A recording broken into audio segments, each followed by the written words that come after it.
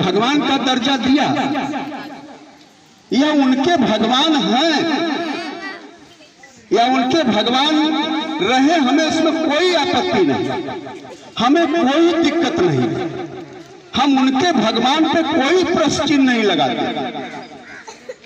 लेकिन मैं आपसे एक कहना चाहता हूं, अगर इस देश के दलित समाज, इस देश का पिछड़ा समाज, इस देश का आदिवासी समाज का अगर उद्धार किसी ने किया, जानवर से बदतर जिंदगी देवी हो सकती है, हमें कोई आपत्ति नहीं, लेकिन जब तक बाबा साहब का इस देश में संविधान नहीं था तो सरस्वती जी को तो कम से कम न्याय कर देना चाहिए था कि हम दलितों को बोलते कि भाई इनको भी अधिकार है पढ़ने का, इसलिए हम आपके ही पास नहीं, हम इस दलित के लोगों को भी शिक्षा देंगे। सरस्वती जी ने ये नहीं कहा।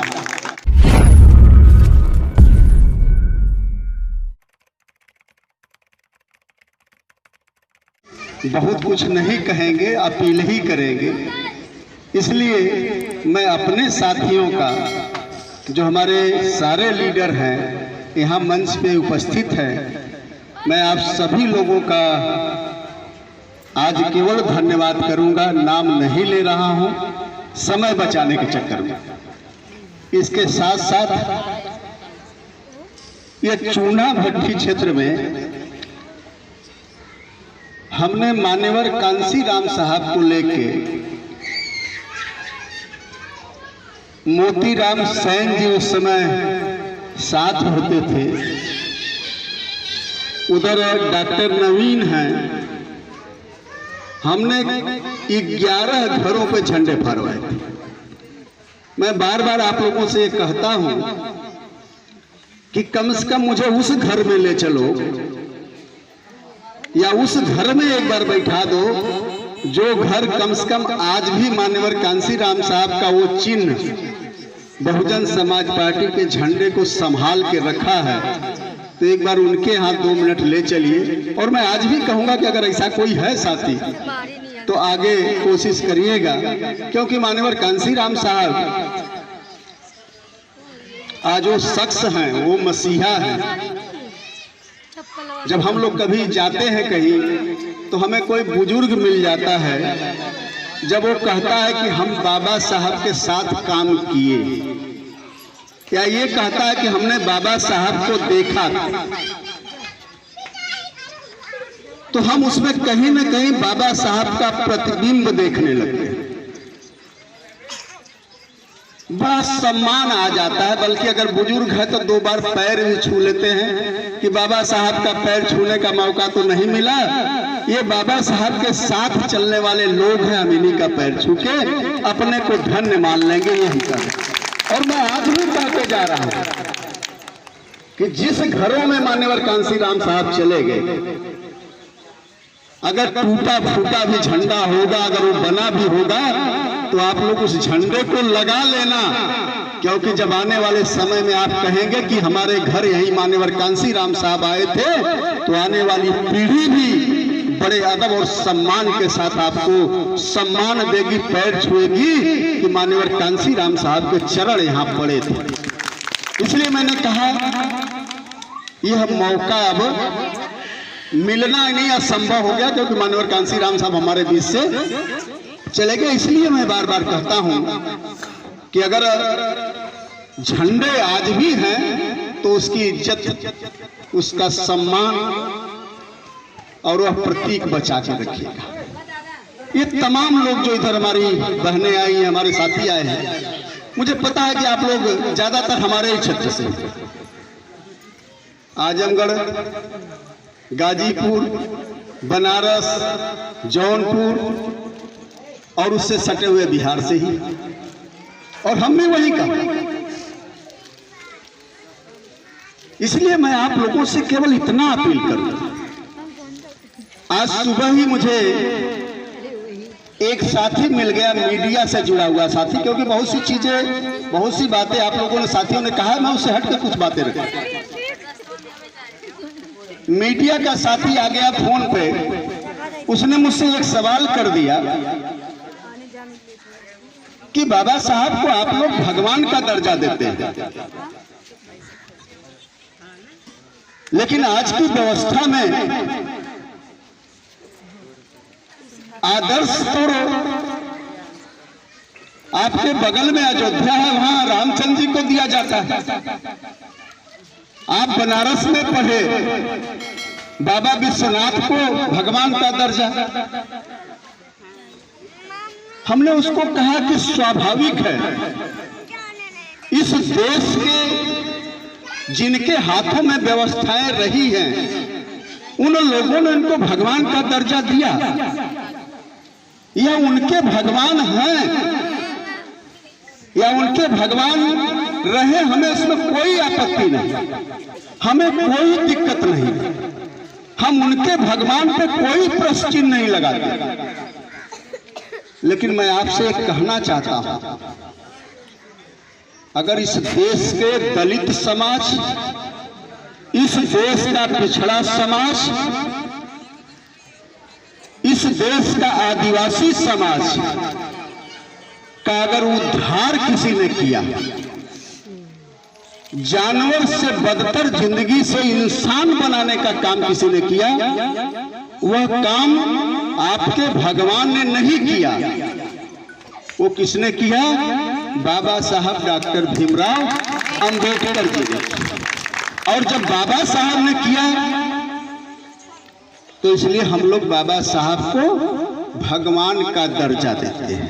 अगर भगवान कोई है तो उसने और कुरेदा, क्योंकि धर्म के नाम पे बहुत बोलना हमें ठीक नहीं था, लेकिन अब वो कुरेदे जा रहा था। हमने कहा मेरे भगवान को जब मौका मिला तो मेरा भगवान समता समानता का, आपको भी मेरे भगवान ने इग्नोर नहीं किया। मेरे भगवान को जब मौका मिला तो उसने संविधान लिखा और उस संविधान में समता समानता और बंधुत्व की बात की, वह अधिकार दिया। और आपके भगवान को जब मौका मिला तो मेरे समाज के संभूक जैसे व्यक्ति का वध करने का काम किया। मैंने कहा ठीक है, सरस्वती जी,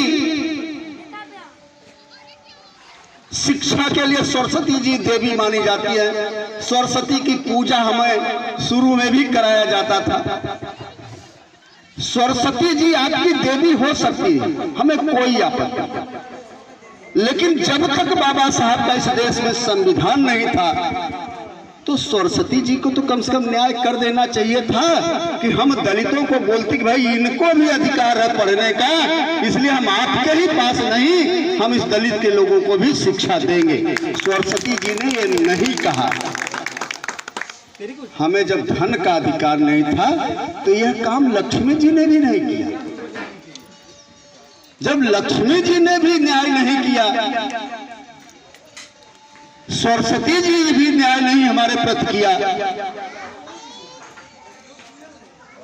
अगर वो आपके भगवान हो तो करना चाहिए था, लेकिन जब हमारे भगवान को मौका मिला तो उन्होंने ये नहीं कहा कि खाली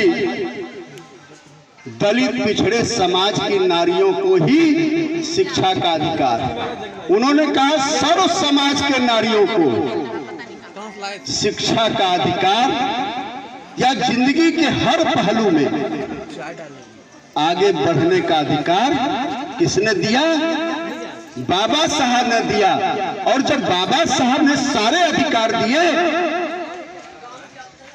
तो हमारे लिए तो हमारे भगवान बाबा साहब डॉक्टर भीमराव अंबेडकर जी, और उस भगवान का अगर अपमान कोई करे, और मैंने दूसरी लाइन उसी में जोड़ दी, मैंने कहा किसी की हैसियत क्या है जो बाबा साहब का अपमान कर दे।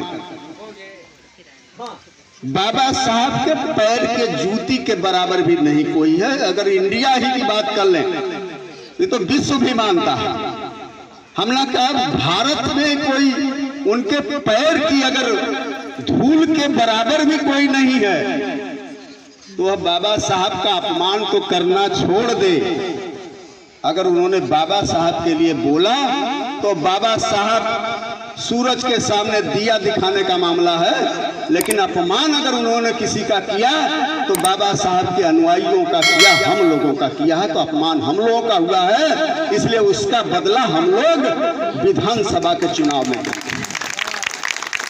इसलिए मैं आप लोगों से कहने आया, आप लोगों से अपील करने आया, इनमें इतनी हैसियत है, इतनी ताकत है कि हमारे बाबा के लिए इतना कुछ बोले। इतनी ताकत नहीं, लेकिन इसके लिए अगर कहीं उनको ताकत मिलती है, उनका हौसला बढ़ता है, वो इतनी जुर्रत अगर कर लेते हैं, तो उसके लिए कहीं न कहीं जिम्मेदार भी हम और आप होते हैं। आप इनको सांसद बनाना बंद कर दें, इनको विधायक बनाना बंद कर दें, इनको मुख्यमंत्री बनाना बंद कर दें, इनका प्रधानमंत्री बनाना बंद कर दें, यह हमारे भगवान पे बोलना तो दूर, हमारे फतेहाल बाबा के चरण में ही मस्तक टेक के पड़े रहेंगे। इतनी औकात और हैसियत हम उनको बता सकते हैं। इसलिए मैं आप लोगों से अपील करने आया। हमने कहा बहुत बार आए यहाँ, तो माननीय कांसीराम साहब कैडर देके चले, और आप लोगों ने किया भी है। ऐसा नहीं कि आप लोगों ने नहीं किया। पता नहीं दिल्ली में आके आपका मूड कैसे बदलता है, ये समझ में नहीं आता है। जब आप लोग दिल्ली में आते हो तो पता नहीं क्या हो जाता है। अन्यथा सबसे पहले सांसद भी जिताने का रिकॉर्ड आप लोगों का ही रहा, सबसे ज्यादा विधायक भी जिताने का रिकॉर्ड किसी का रहा तो आप लोगों का ही। मान्यवर कांसीराम साहब कहीं जाते थे तो उदाहरण भी आप लोगों का ही देते थे कि मेरा समाज जो पूर्वांचल का दलित है, जब वो हमारे प्रोग्राम की तैयारी में निकलता है तो अपने घर से प्याज ले लेता है, नमक लेता है, एक मिर्ची रख लेता है और पूड़ी बनवा के गमछे में बांध के चलता है कि 1 दिन लग जाए, 2 दिन लग जाए, 4 दिन लग जाए। तो वह अपनी रूखी सूखी का के हमारी मीटिंग कराता है, भाईचारा बनाता है। और वही लोग अब जब दिल्ली आ जाते हैं, अब दिल्ली में पता नहीं क्या 1100, 1200, 2100, 2500 या फ्री पानी, फ्री बिजली, ये थोड़ा समझ में नहीं आता। मैं तो उसी परिवार का बेटा हूं। मेरे माँ बाप कोई बड़े उद्योगपति तो थे नहीं। भाई पूर्वांचल एक ऐसी जगह है जो बिहार से सटा हुआ है। पूर्वांचल एक ऐसी जगह जो नेपाल से सटा हुआ है, जहां हम लोगों को बद से बदतर जिंदगी जीने पर मजबूर है। आप लोग देखे हैं, हमारी तरफ जुल्म हद से ज्यादा था, अब नहीं है। जिस समय आंदोलन चला उससे पहले की अगर बात करें तो जुल्म भी हद से ज्यादा। हमारी मां बहनें सुरक्षित नहीं। हमारे बाप दादा को जिस तरह वो लोग संबोधित करते थे, बुलाते थे, जिस तरह अपमानित करते थे, हमें लगता है आप लोग अच्छी तरह जानते हैं। हम वहां से चल के आए, हमने अपने बाप दादा को अपमानित होते हुए देखा, लेकिन हम बार बार बधाई देना चाहते हैं और बधाई भी देते हैं कि धन्य है मान्यवर कांसीराम साहब, क्योंकि हम लोगों ने बाबा साहब को देखा नहीं, यहां तक कि हम लोगों ने बाबा साहब को पढ़ा भी नहीं ज्यादा, क्योंकि हमारी तरफ ही सबसे ज्यादा धर्म संसद अगर कहीं चलती है, उधर चले जाए तो हर जगह वही चीजें पढ़ाई जाती है, वही चीजें दिखाई जाती है जिससे हमें वो लोग गुलाम और लाचार बनाए। वहीं चाहे बनारस में चले जाएं, चाहे गोरखपुर में चले जाएं, हमें केवल स्वर्ग का रास्ता बताया जाता है, हमें अगला पिछला जन्म ठीक करने का रास्ता बताया जाता है। हमें पढ़ाई करके IAS IPS बनाने का रास्ता इन लोगों ने कभी नहीं बताया। हमें पॉलिटिकल पावर, हमें अपना एक एक वोट अपने साथी को, अपने परिवार को देके विधायक, मुख्यमंत्री, सांसद और प्रधानमंत्री बनाने का रास्ता इन लोगों ने कभी नहीं बताया। और यह चीज बताई अगर किसी ने, तो यह चीज बताई तो बहुजन समाज पार्टी और मान्यवर कांशीराम साहब ने बताई, बहन कुमारी मायावती। इसलिए मैंने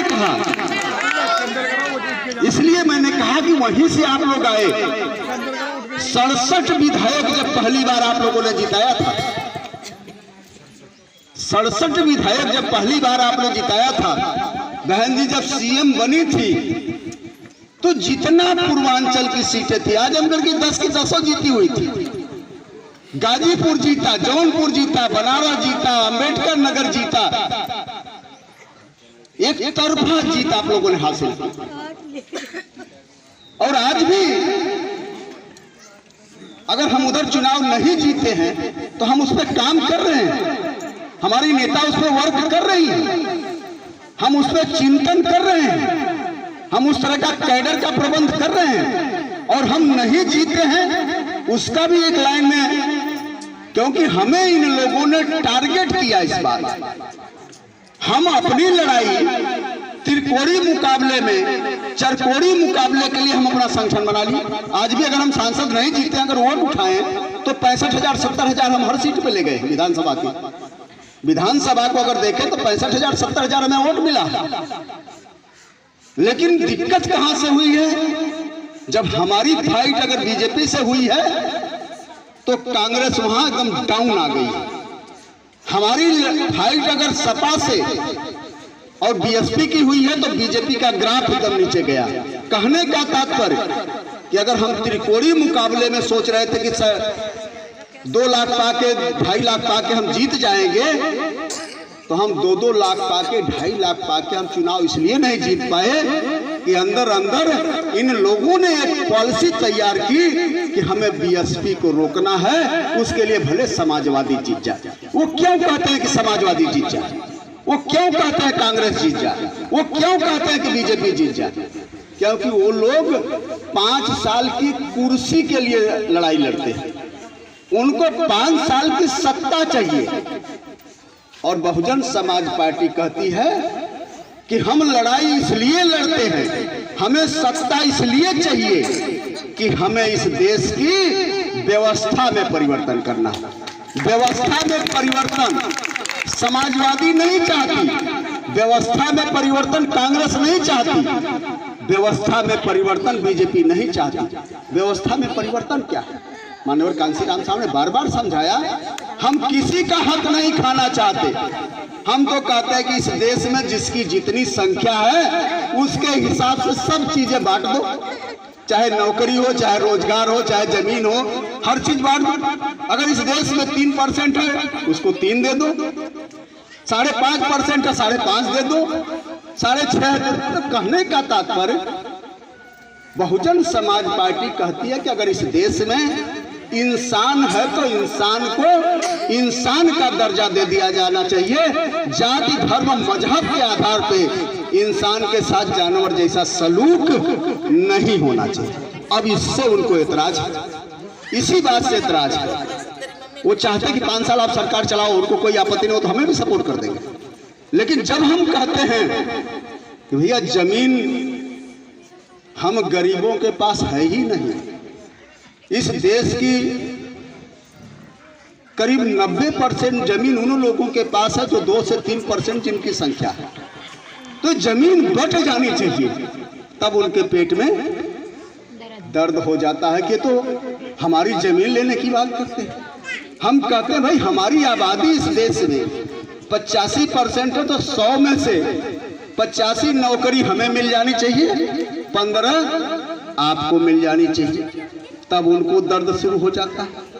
अन्यथा उनको कोई ऐतराज नहीं है, समाजवादी आ जाए, कांग्रेस आ जाए। इसलिए मैं आप लोगों से अपील करने आया कि ये छोटी मोटी लड़ाई नहीं, हमने कहा हम तो उसी परिवार के जिसके माँ बाप को कभी कुर्सी भी नहीं दिया, हमारी तरफ हमारे समाज को कभी बैठने के लिए खड़ा ही होकर बात करते थे।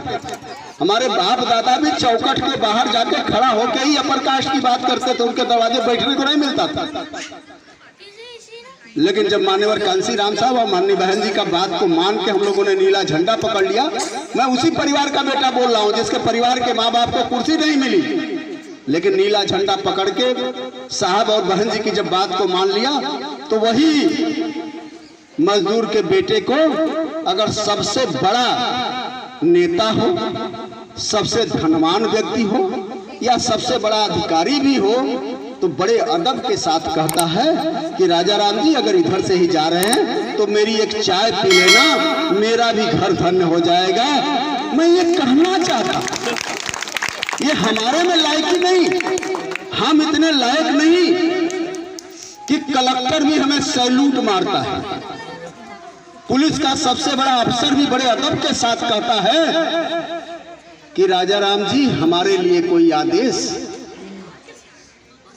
यह लायकी और क्वालिटी कहीं से आई, तो यह लायकी और क्वालिटी यह नीला झंडा पकड़ने के बाद आई। इसलिए मैं आप लोगों से अपील कर रहा हूं कि इस देश की लाठी में कोई ताकत नहीं, इस देश की तलवार और बंदूक में कोई ताकत नहीं। अगर इस देश में कोई ताकत है तो वह राजनीतिक सत्ता जिससे हमें और आपको दूर किया गया। इसलिए मैं आप लोगों से अपील करूं, 2102 हम भिखारी नहीं हैं। आपका रिप्लाई होना चाहिए कि यह देश हमारा है, हम भिखारी नहीं हैं। हम तो अपना राजा बनाएंगे और तुम्हारी जितनी हैसियत है हम तुम्हारा भी हक नहीं मारेंगे, हम अपना राजा बना के तुम्हें भी दे देंगे, चिंता मत करो। इसलिए हमें भी हाथ नहीं फैलाना है, हमें तो अपना विधायक, मुख्यमंत्री और सांसद और प्रधानमंत्री बनाना है। यह जवाब आपका होना चाहिए, यह रिप्लाई आपका होना चाहिए। आप लोगों ने देखा भी है, आप लोगों ने ये चीजें देखी है, उत्तर प्रदेश में आपने बना के देखा बहन जी को। इसलिए मैं आप लोगों से यही अपील करते हुए, क्योंकि आप लोग बहुत देर से इधर बैठे हो, काफी लंबा समय हो गया, मैं इतना अपील करते हुए कि फिर आएंगे, फिर आपके बीच में आएंगे, आते रहेंगे। एक शिकायत आप लोगों की रहती है मेरे से, वह शिकायत का भी मैं 2 लाइन में जवाब देके या शिकायत क्यों रहती है और हमारी मजबूरी क्या है, ये कह के मैं अपनी बात को खत्म करूं।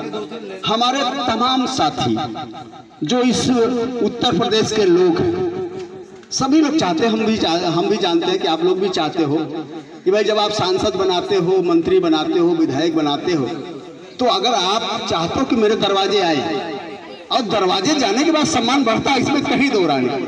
क्योंकि सांसद जाएगा तो थाना भी जाएगा साथ में, और थाना भी जब आपके दरवाजे पे जाएगा, बस 2 मिनट, अब 2 मिनट भी नहीं 1 मिनट ही लगना है। जब सांसद जाएगा आपके दरवाजे पे, या विधायक जाएगा आपके दरवाजे पे, मिनिस्टर जाएगा आपके दरवाजे पे, तो वहाँ एसडीएम भी चला जाएगा, वहाँ थाना भी चला जाएगा।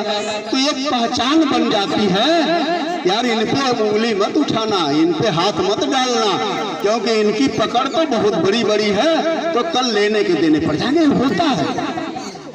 तो आप लोग तो चाहते हो कि हम आए, लेकिन हमारी मजबूरी क्या है? क्योंकि आप लोग बार बार कहते हो कि राजा राम जी बड़े लंबे समय तक सांसद रहे, विधायक रहे, बहन जी के प्यारो थे तो मिनिस्टर रैंक भी था, लेकिन कभी हमारे दरवाजे नहीं आए। आना हम भी चाहते हैं, हम भी चाहते हैं कि आपके यहाँ जाएंगे, और हमारा ये मानना है कि हम किसी बड़े के घर में जाएंगे तो काजू पिस्ता बादाम जरूर मेरे सामने रख देगा, लेकिन जब मैं अपने घर में जाता हूँ तो सूखी रोटी भी खिलाता है, तो उसमें प्यार झलकता है, अपनत्व झलकता है।